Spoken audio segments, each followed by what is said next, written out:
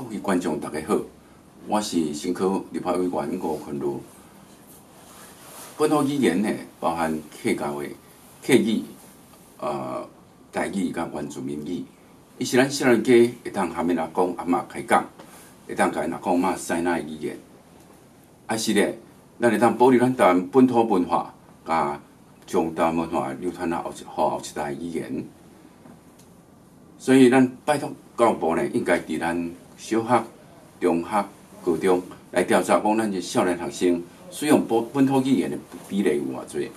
我相信这个比例呢，应该是真低。所以呢，咱应该伫高中、国中小学来，互这少年学生有学习本土语言的机会。